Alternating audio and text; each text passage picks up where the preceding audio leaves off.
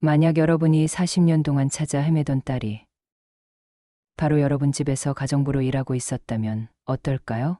매일 아침 식사를 준비하고 빨래를 개고 청소를 하던 그 사람이 사실은 여러분이 평생 그리워했던 바로 그 사람이었다면요? 오늘 이 이야기는 그런 기적 같은 실화입니다. 여러분, 안녕하세요. 오늘 제가 들려드릴 이야기는 정말 믿기 어려운, 하지만 실제로 일어난 감동의 이야기입니다. 이 영상이 마음에 드신다면 구독과 좋아요 부탁드립니다. 여러분의 작은 클릭 하나가 더 많은 감동, 이야기를 전하는데 큰 힘이 됩니다. 서울 강남의 현대저택, 고급스러운 대리석 계단과 샹들리에가 빛나는 이 집의 거실. 한가운데에는 오래된 그랜드 피아노 한 대가 놓여 있습니다. 검은 칠이 벗겨지고 건반 몇 개는 누렇게 변색된, 언뜻 보기에도 수십 년은 된 듯한 피아노입니다. 이 집의 주인 윤세진 회장은 75세입니다. 대기업을 일권에 성공한 사업가이지만 그의 눈빛 어딘가에는 늘 깊은 슬픔이 서려 있습니다. 그 슬픔의 이유는 바로 40년 전, 5살 때 실종된 딸 때문입니다. 1985년 가을, 어느 날 갑자기 일어난 화재로 윤세진은 딸을 잃었습니다.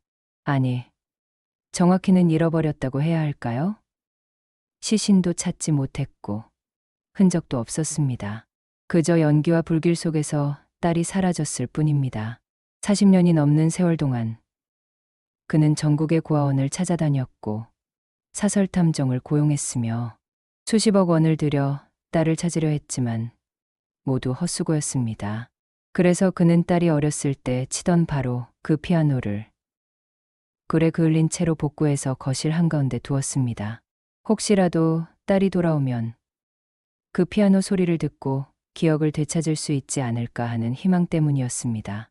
하지만 아무도 그 피아노를 치지 않았습니다. 윤세진 회장도 그의 아내 정미선 여사도 감히 손을 대지 못했습니다. 그 피아노는 그저 잃어버린 딸의 상징이자 40년간의 슬픔이 쌓인 기념비였습니다. 그리고 이 집에는 또 한 사람이 있습니다. 바로 김인숙, 65세. 이 집에서 10년째 가정부로 일하고 있는 여성입니다. 조용하고 성실한 그녀는 새벽 6시면 어김없이 일어나 아침 식사를 준비하고 넓은 저택 구석구석을 정성껏 청소합니다. 윤세진 회장 부부는 인숙을 각별하게 대했습니다. 단순히 고용인이 아니라 가족처럼 따뜻하게 대했죠. 명절 때면 보너스도 두둑이 주고, 아플 때면 병원비도 대주고, 생일이면 작은 파티도 열어주었습니다. 인숙도 이 부부를 진심으로 존경하고 따랐습니다. 하지만 인숙에게도 숨겨진 과거가 있었습니다. 그녀 역시 40년 전 화재로 가족을 잃었습니다. 당시 5살이었던 그녀는 불길 속에서 간신히 살아남았지만 부모님이 누구인지, 어디서 왔는지 전혀 기억하지 못했습니다. 고아원을 전전하며 자랐고 성인이 되어서도 늘 공허함 속에서 살아왔습니다. 그런 그녀가 그 피아노 앞에 서게 되는 순간이 옵니다. 그리고 그 순간 40년간 잠들어 있던 기억이 깨어나기 시작합니다. 자, 이제부터 이 놀라운 이야기 속으로 함께 들어가 보시죠. 김인숙의 기억은 언제나 그 불길에서 시작됩니다. 1985년 10월, 어느 가을밤, 당시 5살이었던 어린 인숙은 엄마 품에 안겨 잠들어 있었습니다. 그날따라 엄마는 인숙을 꼭 안고 자장가를 불러주었습니다. 우리 지영이, 우리 예쁜 딸. 엄마의 목소리는 따뜻했고 그 품은 세상에서 가장 안전한 곳이었습니다. 그런데 한밤중 갑자기 연기 냄새가 났습니다. 엄마가 황급히 인숙을 안아들었습니다. 지영아, 엄마 손 꼭 잡아. 절대 놓으면 안 돼. 엄마의 목소리는 떨리고 있었지만 인숙을 지키려는 힘은 강했습니다. 복도는 이미 불길에 휩싸여 있었습니다. 검은 연기가 계단을 타고 올라왔고 뜨거운 열기가 온 집안을 가득 채웠습니다. 엄마는 인숙을 안고 계단을 내려가려 했지만 불길이 너무 거셌습니다. 지영아, 엄마가 너 꼭 지켜줄게. 무섭지 않아. 엄마가 있잖아. 엄마는 인숙의 얼굴을 자신의 품에 꽉 눌러 연기를 마시지 않게 했습니다. 하지만 그 순간 천장에서 무언가 무너져 내렸습니다. 엄마는 인숙을 있는 힘껏 밀어냈습니다. 그리고 무너진 천장 밑에 깔렸습니다. 엄마. 어린 인숙은 울부짖으며 엄마에게 달려가려 했지만 소방관이 그녀를 안아 채 밖으로 뛰쳐나갔습니다. 엄마, 엄마.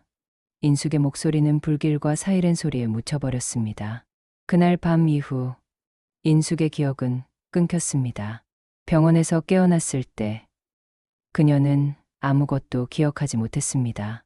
자신의 이름도, 부모님의 얼굴도, 집이 어디였는지도, 단지 엄마라는 단어와 뜨거운 불길, 그리고 어딘가에서 들려오던 피아노 소리만이 희미하게 남아 있었습니다.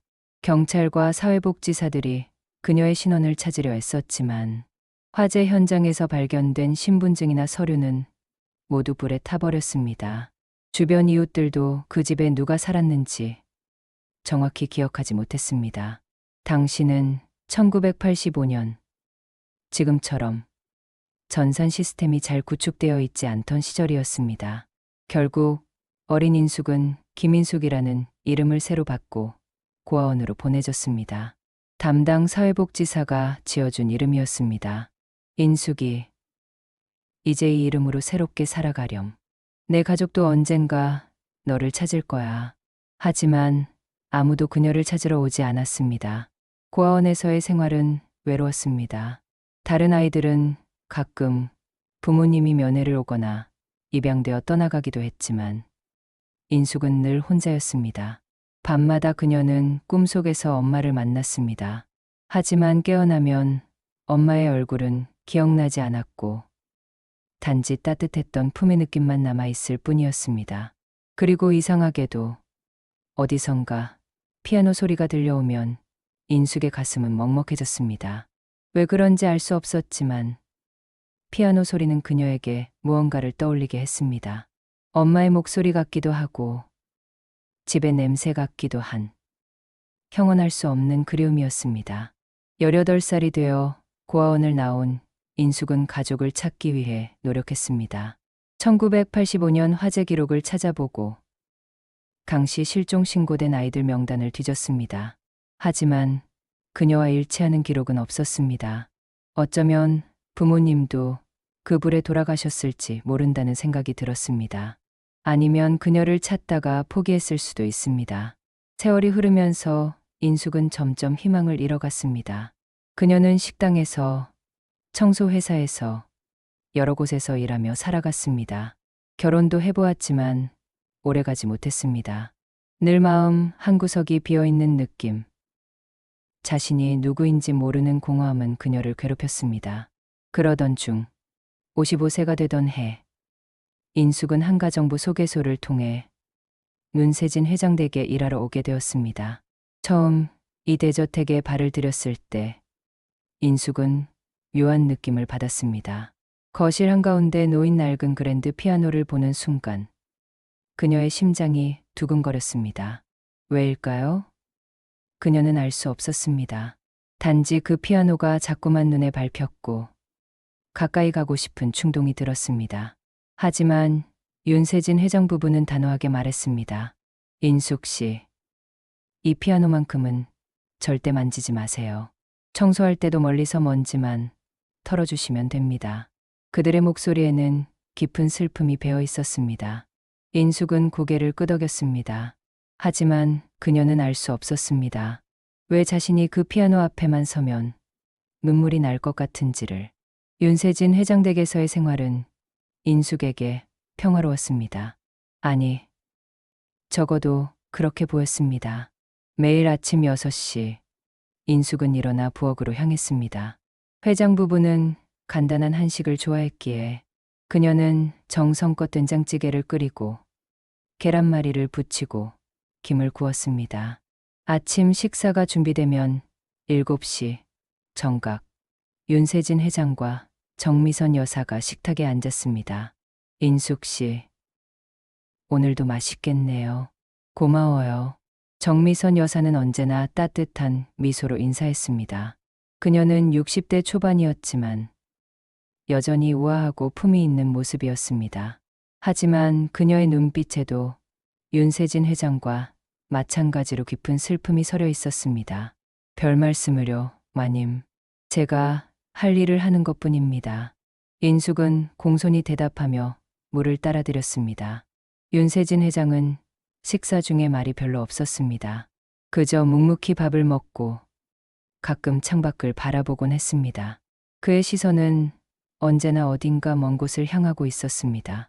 마치 잃어버린 무언가를 찾고 있는 듯 했습니다. 인숙은 이 부부가 왜 그렇게 슬픈지 처음엔 몰랐습니다. 하지만 몇 달이 지나자 다른 직원들을 통해 조금씩 이야기를 듣게 되었습니다. 인숙 씨, 모르세요? 회장님 댁에 40년 전에 큰 불이 났었대요. 그때 어린 따님을 잃으셨다고 해요. 정원사 아저씨가 조용히 말했습니다. 그 피아노 보셨죠? 바로 그 따님이 치던 피아노래요. 불에 그을렸는데도 회장님이 복구해서 거실에 두셨대요. 인숙의 가슴이 철렁 내려앉았습니다. 그래서 그 피아노를 만지지 말라고 했던 것이었습니다. 그것은 단순한 악기가 아니라 잃어버린 딸을 기억하는 유일한 매개체였던 것입니다. 그날 이후 인숙은 윤세진 회장 부부를 바라보는 시선이 달라졌습니다. 그들의 슬픔이 보였고 그 무게가 느껴졌습니다. 어쩌면 자신도 어딘가에 자신을 찾는 부모님이 계실지 모른다는 생각이 들었습니다. 아니, 이미 돌아가셨을 수도 있지만요. 정미선 여사는 인숙을 유난히 아꼈습니다. 생일이면 작은 케이크를 사오고 명절 때면 새 옷을 선물했습니다. 인숙 씨, 우리 딸도 살아있었다면 당신 나이쯤 됐을 거예요. 그래서 당신을 보면 자꾸 딸 생각이 나요. 그 말을 들었을 때 인숙은 울컥했습니다. 자신에게도 그렇게 자신을 기다렸을 엄마가 있었을 텐데 하는 생각이 들었기 때문입니다. 마님, 저도 제 엄마를 모릅니다. 어렸을 때 화재로 가족을 잃었거든요. 정미선 여사는 깜짝 놀라며 인숙의 손을 꼭 잡았습니다.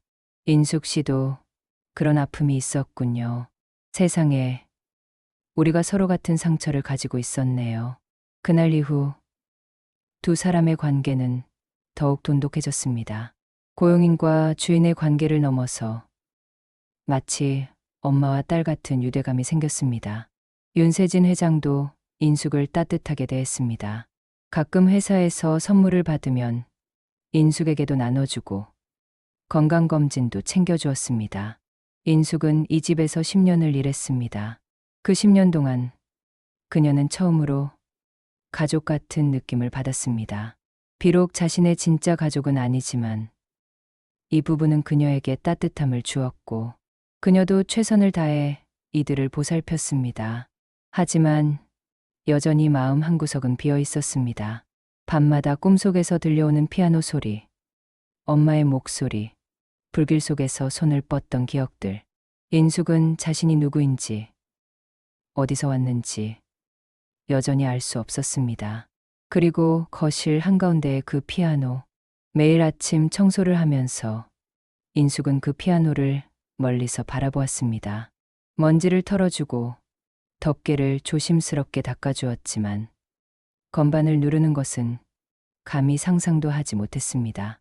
하지만 이상하게도 그 피아노 앞에만 서면 인숙의 손가락은 저절로 움직이고 싶어 했습니다. 마치 몸이 기억하고 있는 것처럼 어떤 멜로디가 떠오르는 것 같았습니다. 하지만 그녀는 그 충동을 억눌렀습니다. 회장님, 부부의 아픔을 건드릴 수 없었기 때문입니다. 그렇게 평화롭고도 공허한 날들이 흘러갔습니다. 인숙은 이 집에서 계속 일하며 조용히 늙어가겠다고 생각했습니다. 이미 65세, 자신의 과거를 찾기엔 너무 늦었다고 생각했습니다. 하지만 운명은 그렇게 쉽게 끝나지 않았습니다.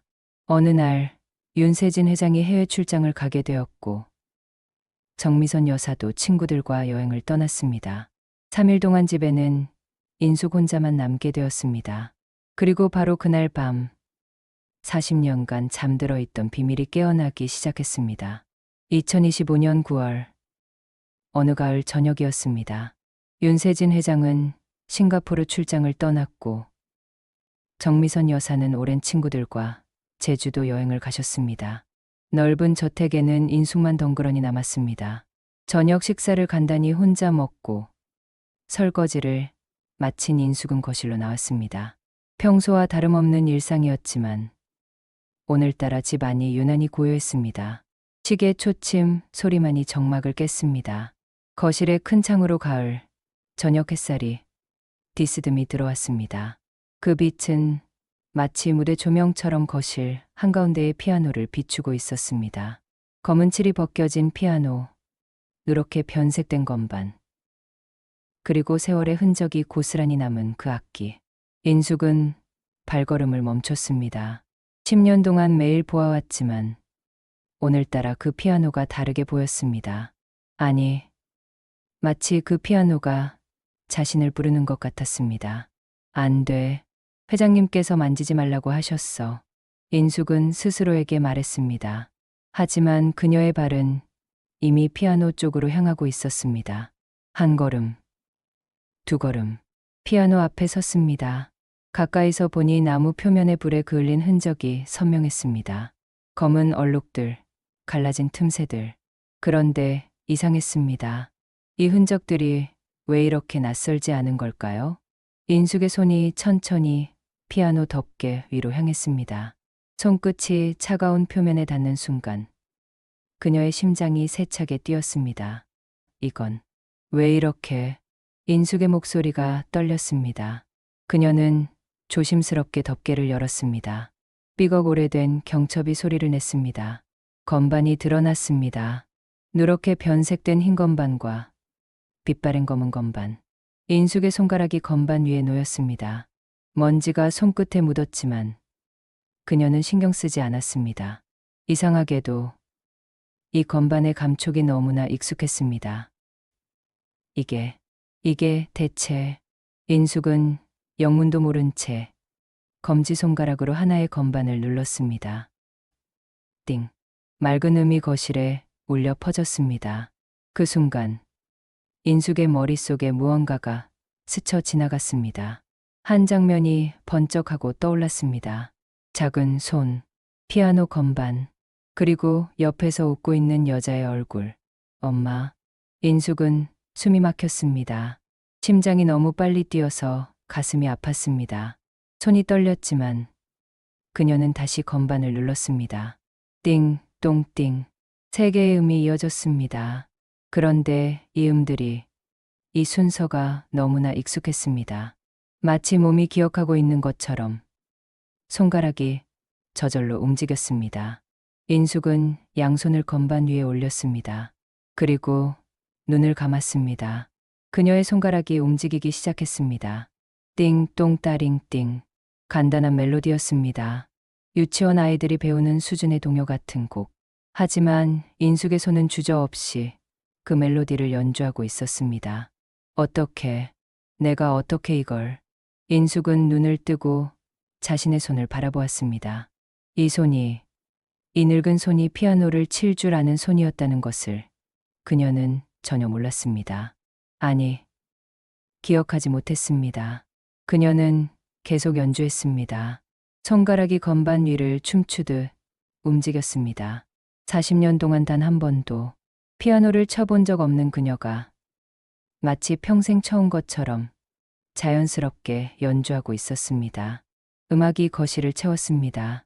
가을 햇살 속에서 낡은 피아노는 다시 노래했습니다. 40년 만에 이 피아노가 원래 주인의 손길을 다시 느끼고 있었습니다. 그리고 인숙의 눈에서 눈물이 흘러내렸습니다. 왜 우는지 그녀는 알 수 없었습니다. 하지만 눈물은 멈추지 않았습니다. 손가락은 계속 건반을 누르고 눈물은 계속 뺨을 타고 흘렀습니다. 엄마. 인숙은 흐느끼며 중얼거렸습니다. 이게 뭐지? 왜 내가 이걸 기억하는 거지? 머릿속에 단편적인 장면들이 떠올랐습니다. 작은 여자아이가 피아노 앞에 앉아 있습니다. 옆에는 젊은 여자가 있습니다. 지영아, 잘했어. 우리 딸 정말 잘한다. 한 번 더 쳐볼까? 여자가 미소 지으며 말합니다. 엄마, 나 잘해? 어린 목소리가 물어봅니다. 그럼 세상에서 제일 잘해. 우리 지영이는 천재야. 지영. 그 이름이 인숙의 귓가에서 울렸습니다. 지영, 지영, 지영, 지영이. 내가 지영이었나. 인숙의 연주가 멈췄습니다. 손이 건반 위에 얹혀진 채 그녀는 숨조차 쉴 수 없었습니다. 거실은 다시 고요해졌습니다. 피아노 음만이 여운처럼 봉기 중에 떠돌았습니다. 인숙은 피아노 앞에 주저앉았습니다. 두 손으로 얼굴을 감싸고 그녀는 소리 없이 울었습니다. 40년 동안 잃어버렸던 무언가가 이 순간 조금씩 돌아오고 있었습니다. 하지만 그녀는 아직 몰랐습니다. 자신이 찾고 있던 가족이 바로 이 집에 있었다는 것을.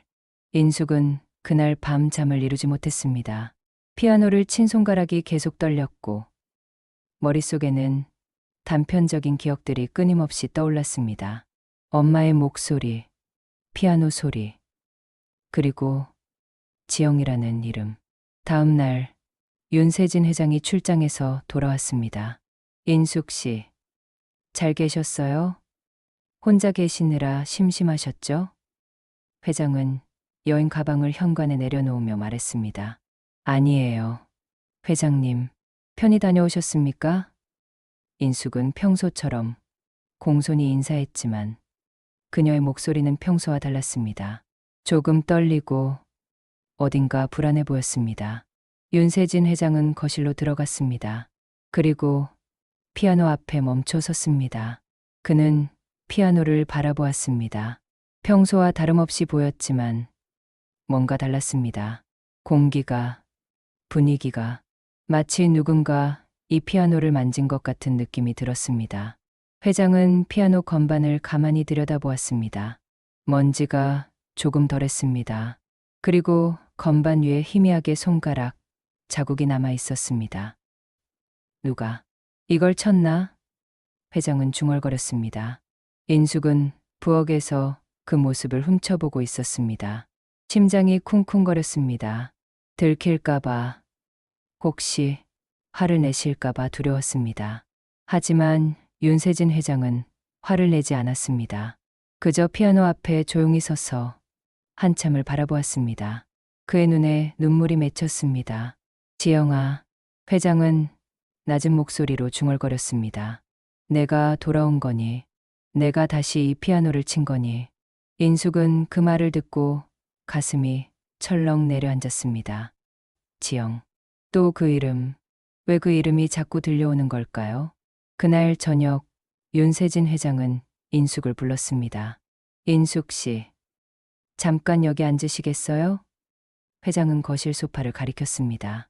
그의 표정은 진지했지만 결코 화난 것처럼 보이지 않았습니다. 네, 회장님. 인숙은 조심스럽게 소파 끝에 앉았습니다. 윤세진 회장은 인숙을 마주 보았습니다. 그리고 한참을 그녀를 바라보았습니다. 인숙은 그 시선을 견디기 힘들었습니다. 무언가 그녀의 내면을 꿰뚫어보는 것 같았습니다. 인숙 씨, 혹시 피아노를 치셨나요? 회장이 조용히 물었습니다. 인숙은 고개를 숙였습니다. 죄송합니다, 회장님. 만지지 말라고 하셨는데 저도 모르게. 아니에요. 화내려는 게 아닙니다. 회장은 손을 저었습니다. 그냥 궁금해서요. 피아노를 칠 줄 아셨나요? 저도 몰랐습니다. 인숙의 목소리가 떨렸습니다. 평생 피아노를 쳐본 적이 없는데 그날 손이 저절로 움직였습니다. 마치 몸이 기억하고 있는 것처럼. 윤세진 회장의 눈이 커졌습니다. 그는 소파에서 몸을 앞으로 기울였습니다. 몸이 기억한다고요? 네. 이상하죠? 저도 이해할 수가 없습니다. 그런데 건반을 누르는 순간 어떤 멜로디가 떠올랐고 손가락이 저절로 움직였습니다. 인숙은 눈물을 참으며 말했습니다. 회장은 인숙의 얼굴을 유심히 바라보았습니다. 그의 시선이 인숙의 관자놀이 근처에 멈췄습니다. 거기에는 작은 점이 하나 있었습니다. 동그란 갈색 점. 회장의 손이 떨렸습니다. 인숙 씨, 실례지만 그 점은 원래 붙어 있었던 건가요? 인숙은 자신의 관자놀이를 만졌습니다. 네. 어렸을 때부터 있었다고 들었습니다. 제가 기억은 못하지만, 그리고 회장의 목소리가 더욱 떨렸습니다. 인숙 씨는 1985년에 화재로 가족을 잃으셨다고 했죠? 네. 당시 5살이었습니다. 그날 이후로 기억이 거의 없습니다. 윤세진 회장은 깊은 숨을 들이쉬었습니다. 그의 두 손이 심하게 떨렸습니다. 인숙 씨, 혹시 오른쪽 어깨에 화상 자국이 있나요? 인숙은 깜짝 놀라 회장을 쳐다보았습니다. 어떻게 그걸 아세요? 보여주실 수 있나요? 회장의 목소리는 간절했습니다. 인숙은 조심스럽게 옷깃을 조금 내렸습니다. 오른쪽 어깨에 옅은 화상 자국이 있었습니다. 어렸을 때 입은 상처라 많이 희미해졌지만 여전히 보였습니다. 윤세진 회장은 그 자국을 보는 순간 숨이 멎는 듯 했습니다. 그는 두 손으로 얼굴을 감쌌습니다. 그리고 흐느끼기 시작했습니다. 지영아, 지영아, 내가 맞구나. 인숙은 어안이 벙벙했습니다. 회장님, 무슨 말씀이신지. 회장은 고개를 들었습니다. 눈물 범벅이 된 얼굴로. 그는 인숙을 바라보았습니다. 인숙 씨, 아니, 지영아. 내 딸 지영이에게도 똑같은 점이 있었습니다. 오른쪽 관자놀이에, 그리고 오른쪽 어깨에 화상 자국도 있었어요. 끓는 물에 데인 자국이었죠. 인숙의 얼굴이 창백해졌습니다. 그리고 내 딸은 피아노를 정말 좋아했습니다. 겨우 5살이었지만 매일 피아노 앞에 앉아서 연습했어요. 회장의 목소리가 떨렸습니다. 설마. 인숙은 고개를 저었습니다. 설마. 그럴 리가. 인숙 씨. 아니, 지영아. 우리 DNA 검사를 해봅시다. 윤세진 회장은 인숙의 손을 꼭 잡았습니다. 제발. 내가 40년 동안 찾아 헤맨 내 딸이 당신이라면. 인숙의 눈에서도 눈물이 흘러내렸습니다. 회장님, 하지만 이건. 제발. 회장은 애원했습니다.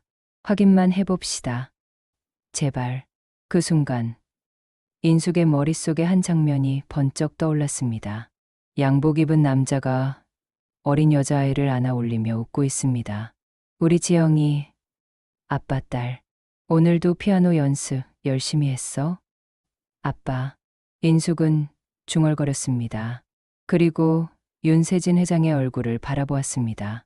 그 옆모습, 그 미소, 그 목소리, 모든 것이 기억 속에 그 남자와 닮아 있었습니다. 다음 날 아침, 윤세진 회장은 서둘러 병원에 전화를 걸었습니다. 네. DNA 검사를 해야 합니다. 가능한 한 빨리요. 네.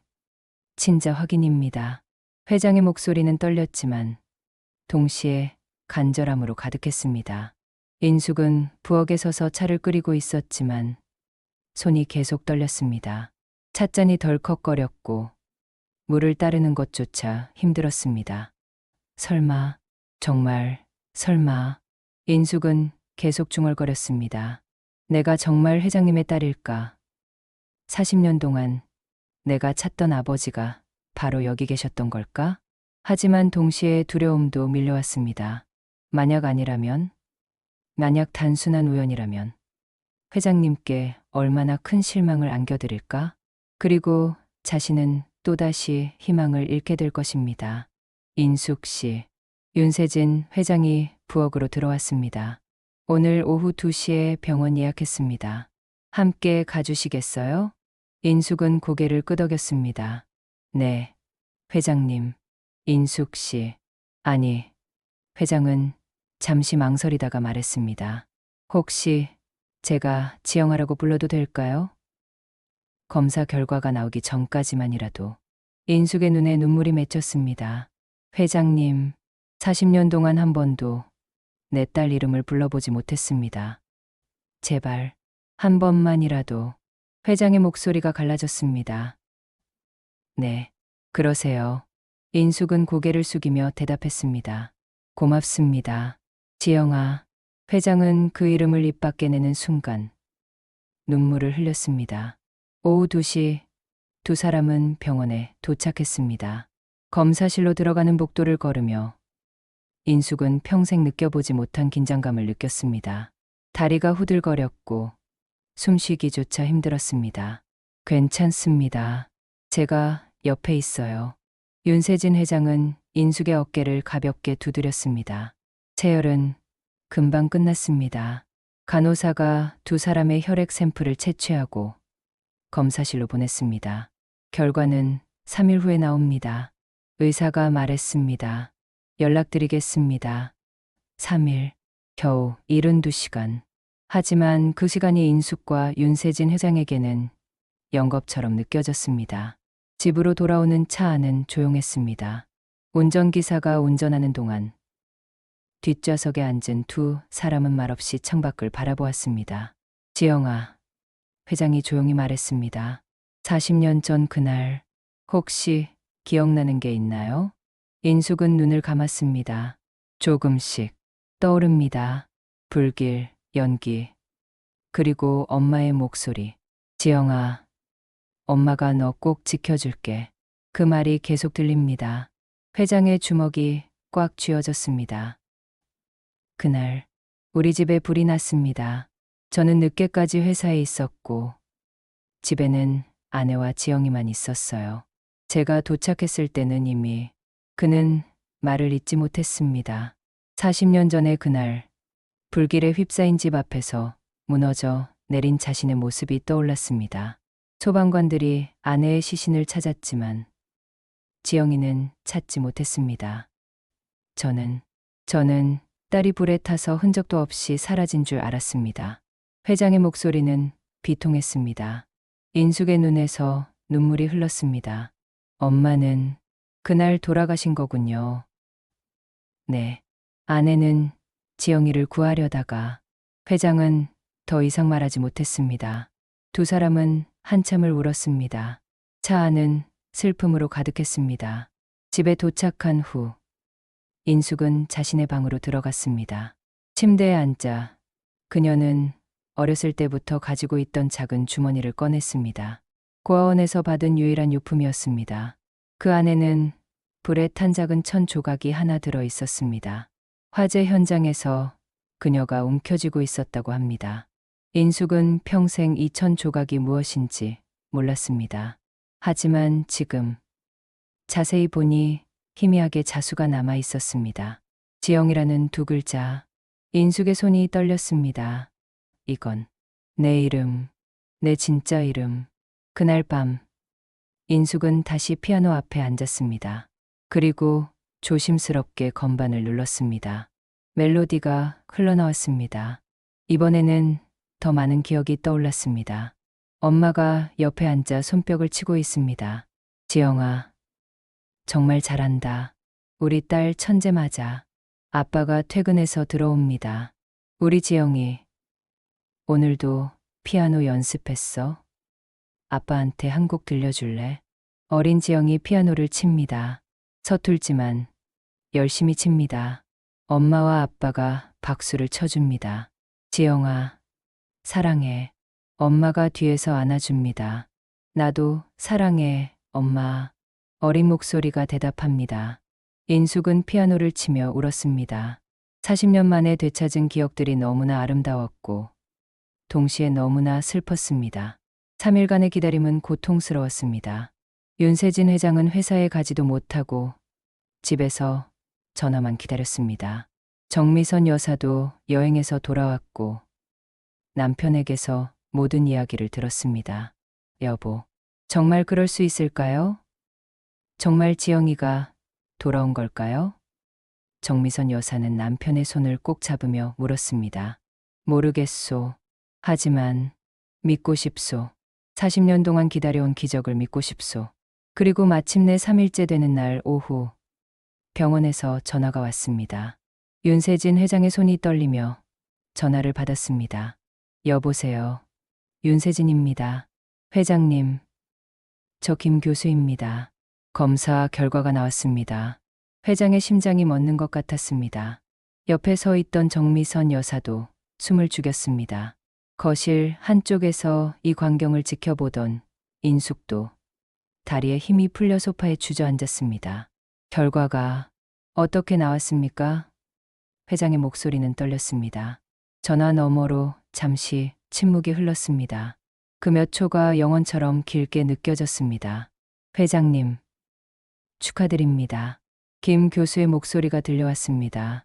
DNA 일치율 99.99%입니다. 친자 관계가 확실합니다. 김인숙 씨는 회장님의 친딸이 맞습니다. 그 순간 윤세진 회장의 손에서 전화기가 떨어졌습니다. 여보, 뭐라고 했어요? 뭐라고? 정미선 여사가 남편의 팔을 잡으며 물었습니다. 회장은 대답하지 못했습니다. 그저 두 손으로 얼굴을 감싸고 주저앉으며 흐느끼기 시작했습니다. 지영이다. 우리 지영이가 맞다. 40년 만에, 40년 만에. 정미선 여사도 그 자리에 무릎을 꿇었습니다. 오, 하느님, 감사합니다. 정말 감사합니다. 그녀도 눈물을 쏟아냈습니다. 인숙은 소파에 앉은 채 얼어붙어 있었습니다. 귀에서는 윙윙 소리가 났고 눈앞이 흐려졌습니다. 친딸 99.99%. 진짜 딸. 그 말들이 머릿속에서 맴돌았습니다. 이럴 수가, 이럴 수가. 인숙은 중얼거리며 자신의 손을 바라보았습니다. 이 손이, 이 몸이 정말로 윤세진 회장의 피를 받은 딸이라니. 윤세진 회장은 울음을 멈추고 천천히 일어났습니다. 그리고 비틀거리며 인숙에게 다가갔습니다. 그의 얼굴은 눈물과 콧물로 범벅이 되어 있었지만 그 표정은 말할 수 없이 행복해 보였습니다. 지영아, 회장은 인숙 앞에 무릎을 꿇었습니다. 내 딸 지영아. 인숙의 눈에서도 눈물이 터져 나왔습니다. 회장님, 아니, 아빠야. 회장은 인숙의 손을 잡았습니다. 나는 내 아빠야. 40년 동안 너를 찾아 헤맸어. 평생 너를 그리워했어. 지영아, 미안해. 아빠가 그날 너를 지키지 못해서 정말 미안해. 회장은 인숙의 손을 꼭 쥐고 울었습니다. 75세 노인이 평생 대기업을 이끌어온 강인한 사업가가 이 순간만큼은 그저 딸을 잃었던 한 아버지였습니다. 정미선 여사도 다가와 인숙을 안았습니다. 지영아, 우리 지영이 돌아왔구나. 정말 돌아왔구나. 인숙은 혼란스러웠습니다. 감정이 복잡하게 얽혀서 무엇을 느껴야 할지 알 수 없었습니다. 기쁨, 슬픔, 놀라움, 안도감, 그리움. 모든 감정이 한꺼번에 밀려왔습니다. 저는 정말. 인숙은 말을 잇지 못하고 울기만 했습니다. 괜찮아, 괜찮아. 정미선 여사가 인숙의 등을 쓰다듬었습니다. 천천히 받아들여도 돼. 우리도 믿을 수가 없어. 하지만 이건 진짜야. 넌 정말 우리 딸이야. 세 사람은 그렇게 한참을 울었습니다. 거실 바닥에 주저앉아 서로를 붙잡고 40년간 쌓인 그리움과 슬픔을 쏟아냈습니다. 아빠. 인숙이 처음으로 그 단어를 입 밖으로 냈습니다. 아빠라고 불러도 되나요? 윤세진 회장은 딸의 얼굴을 두 손으로 감싸 쥐었습니다. 그럼 당연하지. 넌 내 딸이야. 내 소중한 딸 지영이야. 아빠, 아빠. 인숙은 그 단어를 반복하며 울었습니다. 40년 동안 한 번도 불러보지 못했던 그 단어. 꿈에서만 외쳤던 그 단어. 이제야 진짜 아버지 앞에서 부를 수 있게 되었습니다. 지영아, 엄마는 그날, 회장은 말을 잇지 못했습니다. 알아요. 인숙이 고개를 끄덕였습니다. 조금씩 기억나요. 엄마가 저를 구하려고, 저를 밀어내고. 그래. 내 엄마는 마지막 순간까지 너를 지키려 했어. 회장의 목소리가 떨렸습니다. 엄마는 진짜 영웅이었어. 너를 살리기 위해 자신의 목숨을 바쳤어. 인숙은 고개를 숙이고 울었습니다. 엄마의 희생, 그 사랑이 이제야 온전히 이해되었습니다. 정미선 여사가 인숙의 손을 잡았습니다. 지영아, 나는 내 친엄마는 아니지만 너를 진심으로 사랑할 거야. 내 엄마를 대신할 순 없겠지만 엄마처럼 너를 아끼고 사랑할게. 마님. 아니, 어머니. 인숙은 정미선 여사를 바라보았습니다. 10년 동안 저를 가족처럼 대해주셔서 감사했어요. 이제는 정말 가족이 됐네요. 그래. 우리는 이제 진짜 가족이야. 정미선 여사는 미소 지으며 인숙을 안았습니다. 윤세진 회장은 일어나서 거실 한쪽 서랍을 열었습니다. 그리고 오래된 봉투 하나를 꺼냈습니다. 40년 동안 간직해온 봉투였습니다. 지영아, 이것 좀 봐. 회장은 봉투를 열었습니다. 안에는 낡은 사진들이 들어 있었습니다. 첫 번째 사진. 젊은 부부가 갓난아기를 안고 웃고 있습니다. 이게 내가 태어났을 때야. 1980년 3월 15일. 봄날이었어. 두 번째 사진. 2~3살쯤 된 여자아이가 피아노 앞에 앉아 있습니다. 내가 처음 피아노를 배우기 시작했을 때 너는 정말 피아노를 사랑했어. 세 번째 사진. 4~5살쯤 된 여자아이가 아빠 품에 안겨 활짝 웃고 있습니다. 오른쪽 관자놀이의 작은 점이 보입니다. 인숙은 그 사진을 보며 눈물을 흘렸습니다. 사진 속 여자아이의 얼굴이 자신의 어린 시절 모습이었습니다. 아니, 자신이었습니다. 이게 나예요? 인숙은 떨리는 손으로 사진을 잡았습니다. 그래, 너야. 우리 지영이야. 회장은 미소 지었습니다. 40년 만에 잃어버린 과거가 되돌아왔습니다. 40년 만에 가족이 다시 만났습니다. 그날 밤, 세 사람은 거실에 둘러앉아 이야기를 나눴습니다. 40년간 쌓인 이야기들, 그리움, 그리고 되찾은 기억들. 윤세진 회장은 오래된 앨범을 한 권씩 꺼내왔습니다. 지영아, 이걸 보면 더 많은 기억이 날 거야. 첫 페이지를 펼쳤습니다. 병원에서 찍은 사진이었습니다. 갓 태어난 아기를 안고 있는 젊은 여자. 바로 인숙의 친엄마였습니다. 이게 엄마. 인숙은 사진 속 여자의 얼굴을 손가락으로 쓰다듬었습니다.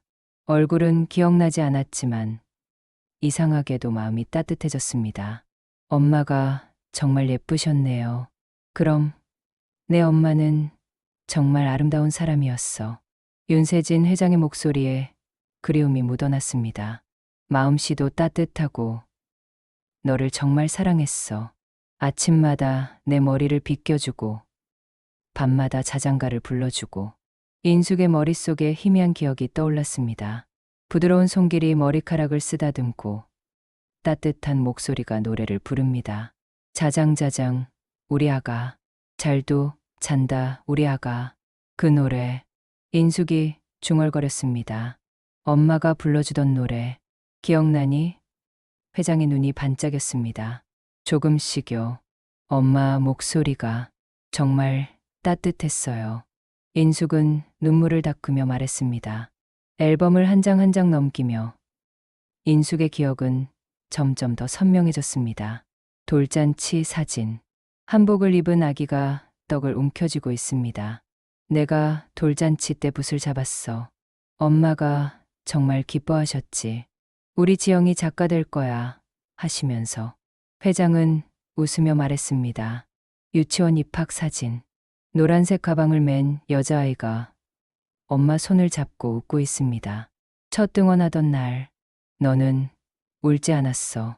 오히려 신나서 뛰어다녔지. 엄마가 우리 지영이 정말 씩씩하다고 자랑스러워하셨어. 그리고 마지막 사진. 피아노 앞에 앉은 지영이가 환하게 웃고 있고 뒤에서 엄마가 박수를 치고 있습니다.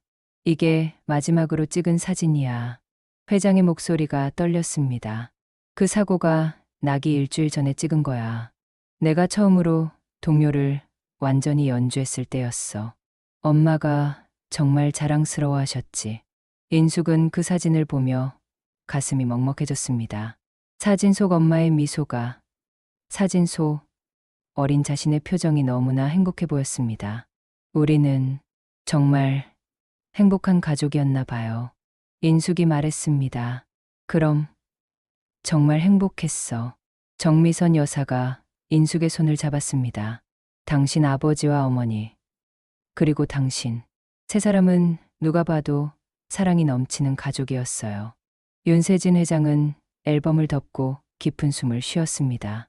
지영아, 그날 밤일은 아직도 악몽 같아. 내가 회사에서 늦게 일하고 있을 때 집에서 전화가 왔어. 이웃이 걸었던 거야. 윤 선생님 댁에 불이 났어요 하고. 회장의 손이 떨렸습니다. 미친 듯이 차를 몰고 집에 갔어. 도착했을 때는 이미 집 전체가 불길에 휩싸여 있었고 소방차가 여러 대 와 있었어. 나는 집 안으로 뛰어들려고 했지만 소방관들이 막았어. 그리고 회장의 목소리가 갈라졌습니다. 1시간 후에 소방관이 나왔어. 내 엄마를 안고 나왔어. 엄마는 이미. 회장은 더 이상 말하지 못했습니다. 정미선 여사가 남편의 어깨를 감싸 안았습니다. 저는. 인숙이 조용히 말했습니다. 제가 기억하는 건 엄마가 저를 안고 계단을 내려가려고 했어요. 그런데 천장에서 뭔가 떨어졌고 엄마가 저를 밀어냈어요. 그 다음은 기억이 안 나요. 소방관이 너를 구해냈어. 집 밖에서 혼자 있는 너를 발견했대. 회장이 설명했습니다. 하지만 너는 의식이 없었고 병원으로 급히 옮겨졌어. 나는 내 엄마 장례를 치르느라 제대로 병원에 가보지도 못했어. 그리고 내가 병원에 갔을 때는 회장은 주먹을 쥐었습니다. 너는 이미 사라지고 없었어. 간호사가 말하길 한 여자아이가 깨어났는데 기억을 잃었고 신원을 확인할 수 없어서 사회복지사가 데려갔다고 했어. 나는 그 아이가 설마 내가 아니라고 생각했어. 이름도 나이도 안 맞았거든. 인숙은 고개를 끄덕였습니다. 제가 깨어났을 때 제 이름도 나이도 아무것도 기억하지 못했어요. 그래서 김인숙이라는 새 이름을 받았고 내가 그때 좀 더 꼼꼼히 확인했어야 했는데. 회장은 자책했습니다. 나는 전국의 고아원을 다 뒤졌어. 하지만 윤지영이라는 이름을 가진 아이는 어디에도 없었어. 설마 내가 이름을 바꿨을 줄은. 아빠, 잘못이 아니에요. 인숙은 아버지의 손을 잡았습니다. 당시에는 그럴 수밖에 없었어요. 제가 기억을 잃었으니까요. 40년. 회장은 하늘을 올려다보았습니다. 40년 동안 너를 찾아 헤맸어. 사설 탐정을 수십 명 고용했고 신문에 광고도 내고 방송에도 나갔어. 하지만 아무 소식이 없었어. 그런데 너는. 회장은 인숙을 바라보았습니다. 너는 줄곧 내 곁에 있었어. 10년 동안이나 매일 아침 밥을 지어주고 집안을 돌보고 바로 옆에 있었는데 나는 몰랐어. 인숙도 눈물을 흘렸습니다. 저도 몰랐어요. 제가 찾던 가족이 바로 여기 있었는데. 하지만 이제 우리는 다시 만났어. 정미선 여사가 두 사람의 손을 잡았습니다. 이게 기적이 아니고 뭐겠어요? 40년 만에 다시 만난 거예요. 다음 날 아침, 인숙은 일찍 일어났습니다. 습관처럼 부엌으로 향하려다가 멈췄습니다. 나는 이제 가정부가 아니야. 나는 이 집 딸이야. 그 생각이 아직도 낯설었습니다. 65년의 인생 중 60년을 고아로 가정부로 살았던 그녀에게 갑자기 딸이라는 정체성은 어색했습니다. 하지만 그녀는 부엌으로 갔습니다. 아침 식사를 준비했습니다. 된장찌개를 끓이고 계란말이를 부치고 밥을 지었습니다. 윤세진 회장이 부엌으로 들어왔습니다. 지영아, 뭐하니? 이제 내가 이런 일 안 해도 돼. 아니에요, 아빠. 인숙은 미소 지었습니다. 저는 이 일이 좋아요. 그리고 아빠를 위해 밥을 짓는 게 이제는 더 의미 있게 느껴져요. 회장의 눈에 눈물이 맺혔습니다. 고마워, 지영아. 식탁에 둘러앉은 세 사람. 예전과 똑같은 풍경이었지만 모든 게 달랐습니다. 아빠, 저기. 인숙이 조심스럽게 말했습니다. 제 진짜 생일이 언제예요? 저는 제 생일도 몰라요. 3월 15일이야. 회장이 대답했습니다. 1980년 3월 15일. 봄날에 태어났지. 엄마가 봄처럼 따뜻한 아이가 될 거야라고 하셨어. 인숙은 고개를 끄덕였습니다. 그럼 저는 지금 45세가 아니라 45세네요. 제가 생각했던 것보다 나이가 좀 어리네요. 생일은 다시 축하해주면 돼. 정미선 여사가 말했습니다. 내년 3월 15일에는 성대하게 생일 파티를 열자. 45년 동안 못해준 생일을 한 번에 축하하는 거야. 세 사람은 웃었습니다. 처음으로 진짜 가족처럼 웃었습니다. 식사 후 윤세진 회장은 서재로 인숙을 불렀습니다. 지영아, 앉아봐. 회장은 책상 앞에 앉으며 말했습니다. 이제 법적으로도 내 신분을 바로잡아야 해. 법적으로요? 인숙이 물었습니다. 그래. 호적을 정정하고 주민등록번호도 바꿔야 해. 김인숙에서 윤지영으로. 그리고 회장은 잠시 망설이다가 말했습니다. 내 재산도 당연히 내 몫이 있어. 아빠, 저는 재산 때문에. 인숙이 손을 저었습니다. 알아. 회장은 미소 지었습니다. 내가 그런 아이가 아니라는 거 잘 알아. 하지만 이건 내 권리야. 넌 내 딸이고 당연히 내 재산의 상속자야. 법적으로도 확실히 해두고 싶어. 인숙은 고개를 끄덕였습니다. 알겠어요, 아빠. 그날 오후 세 사람은 함께 피아노 앞에 모였습니다. 지영아, 한 곡 쳐줄래? 회장이 부탁했습니다. 40년 동안 이 피아노는 침묵했어. 이제 내가 다시 노래하게 해줘. 인숙은 천천히 피아노 의자에 앉았습니다. 손을 건반 위에 올렸습니다. 그리고 눈을 감았습니다. 손가락이 건반을 누르기 시작했습니다. 처음에는 조심스럽게, 그리고 점점 자신감 있게 멜로디가 거실을 채웠습니다. 윤세진 회장은 그 음악을 들으며 눈을 감았습니다. 40년 전 어린 지영이가 이 피아노를 치던 모습이 떠올랐습니다. 서툴지만 열심히 작은 손으로 건반을 두드리던 모습. 그리고 지금 그 지영이가 다시 이 피아노를 치고 있습니다. 늙었지만 여전히 그의 딸이 돌아와서 연주하고 있습니다. 정미선 여사도 눈물을 흘렸습니다. 이 집에 온 지 20년. 그녀는 윤세진과 재혼했지만 늘 그의 마음속에 있는 잃어버린 딸을 느낄 수 있었습니다. 그 빈자리를, 그 슬픔을.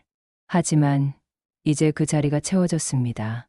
인숙의 연주가 끝났습니다. 마지막 음이 여운처럼 사라졌습니다. 잠시 침묵이 흘렀습니다. 그리고 윤세진 회장이 일어나 박수를 쳤습니다. 정미선 여사도 함께 박수를 쳤습니다.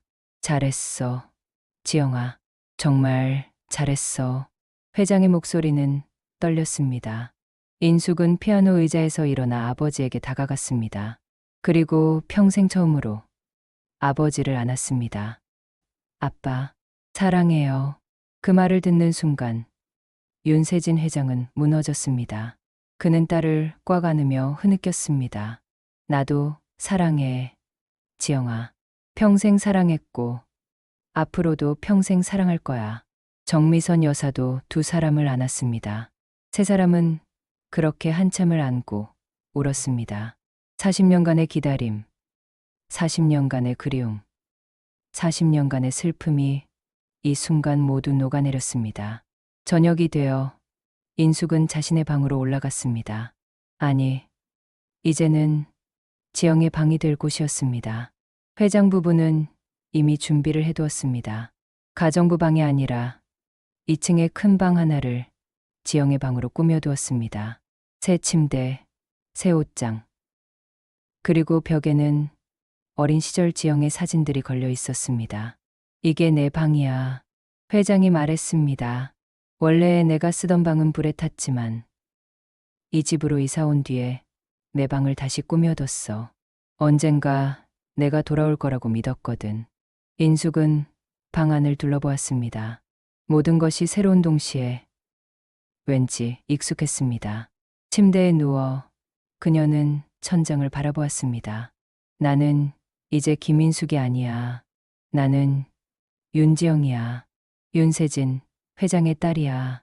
그 생각이 점점 익숙해졌습니다.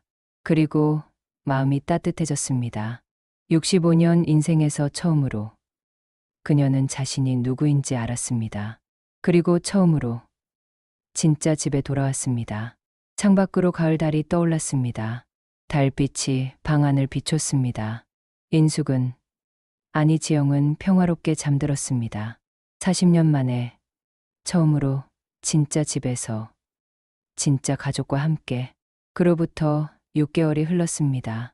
2026년 3월 15일 윤지영의 46번째 생일이었습니다. 대저택의 정원에는 사람들이 가득 모였습니다. 윤세진 회장의 친구들, 회사 직원들, 그리고 지영이 고아원 시절부터 알고 지내던 몇몇 친구들까지. 생일 축하합니다. 모두가 함께 노래를 불렀습니다. 케이크 앞에 선 지영은 촛불을 바라보며 미소 지었습니다. 옆에는 윤세진 회장과 정미선 여사가 서 있었습니다. 소원 빌어. 지영아, 아버지가 말했습니다. 지영은 눈을 감았습니다. 이미 모든 소원이 이루어졌어요. 가족을 찾았고, 제가 누구인지 알게 됐고, 사랑하는 사람들이 곁에 있어요. 더 이상 바랄 게 없어요. 그녀는 촛불을 껐습니다. 사람들이 박수를 쳤습니다. 파티가 끝나고 저녁이 되었습니다. 세 사람은 거실에 둘러앉았습니다. 그 옆에는 여전히 낡은 피아노가 서 있었습니다. 아빠, 저 피아노 새 걸로 바꾸시는 게 어때요? 지영이 물었습니다. 아니야. 회장은 고개를 저었습니다. 이 피아노는 우리를 다시 만나게 해준 피아노야. 절대 버릴 수 없지. 지영은 고개를 끄덕이며 피아노 앞으로 갔습니다. 그리고 조용히 연주를 시작했습니다. 음악이 흘렀습니다. 아름답고 따뜻하고 평화로운 멜로디였습니다. 윤세진 회장은 그 음악을 들으며 창밖을 바라보았습니다. 밤하늘에 별들이 빛나고 있었습니다. 여보, 보고 있소? 그는 마음속으로 하늘을 향해 말했습니다. 우리 딸 지영이가 돌아왔소. 40년 만에 돌아왔어요. 당신이 목숨 걸고 지켜준 우리 딸이 이렇게 건강하게 자라서 돌아왔소. 그의 눈에서 눈물이 흘렀습니다. 하지만 이번에는 슬픔의 눈물이 아니었습니다. 감사의 눈물이었습니다. 여러분, 이 이야기가 우리에게 주는 교훈은 무엇일까요? 인생은 때로 우리가 상상하지 못한 방식으로 기적을 선사합니다. 윤세진 회장은 40년 동안 전국을 뒤지며 딸을 찾았지만 딸은 바로 그의 집에서 10년 동안 함께 살고 있었습니다. 우리가 찾는 것이 때로는 가장 가까운 곳에 있을 수 있습니다. 우리가 그리워하는 사람이, 우리가 필요로 하는 사랑이 바로 우리 곁에 있을 수 있습니다. 그리고 이 이야기는 또 하나의 중요한 메시지를 전합니다. 포기하지 말라는 것입니다. 윤세진 회장은 40년 동안 포기하지 않았습니다. 매일 딸을 기억했고 피아노를 거실에 두며 딸의 귀환을 기다렸습니다. 그 간절함이, 그 기다림이 결국 기적을 만들어냈습니다. 여러분도 혹시 잃어버린 무언가를 찾고 계신가요? 가족일 수도 있고, 오래된 친구일 수도 있고, 혹은 자신의 정체성일 수도 있습니다. 포기하지 마세요. 계속 찾으세요. 그리고 주변을 잘 살펴보세요. 어쩌면 여러분이 찾는 것이 이미 여러분 곁에 있을지도 모릅니다. 그리고 가장 중요한 것은 가족의 소중함입니다. 우리는 때로 가족의 가치를 잊고 살아갑니다. 바쁜 일상 속에서 함께 있는 시간을 당연하게 여깁니다. 하지만 이 이야기가 보여주듯이 가족은 언제든 잃을 수 있습니다. 그리고 한 번 잃으면 되찾기 힘듭니다. 윤세진 회장처럼 40년을 기다려야 할 수도 있습니다. 그러니 오늘, 지금 이 순간, 여러분 곁에 있는 가족들을 안아주세요. 사랑한다고 말해주세요. 함께 있는 이 시간이 얼마나 소중한지 느껴보세요. 피아노 소리가 잦아들었습니다. 지영이 연주를 마치고 돌아섰습니다. 잘 들었어, 지영아. 윤세진 회장이 박수를 쳤습니다. 고마워요, 아빠. 지영은 미소 지었습니다. 우리 사진 한 장 찍을까? 정미선 여사가 제안했습니다. 세 사람은 피아노 앞에 모여 섰습니다. 카메라를 설치하고 타이머를 맞췄습니다. 찰칵. 40년 만에 완전해진 가족의 사진이 찍혔습니다. 그 사진 속에서 세 사람은 모두 환하게 웃고 있었습니다. 때로는 인생의 가장 큰 기적이 가장 가까운 곳에서 일어납니다. 그리고 잃어버린 것들은 언젠가는 다시 돌아옵니다. 포기하지 않고 기다린다면, 사랑을 잃지 않는다면. 여러분, 긴 이야기 끝까지 들어주셔서 감사합니다. 이 영상이 여러분의 마음에 작은 위로가 되었기를 바랍니다. 구독과 좋아요, 알림 설정 부탁드리며 다음에도 더 좋은 이야기로 찾아뵙겠습니다.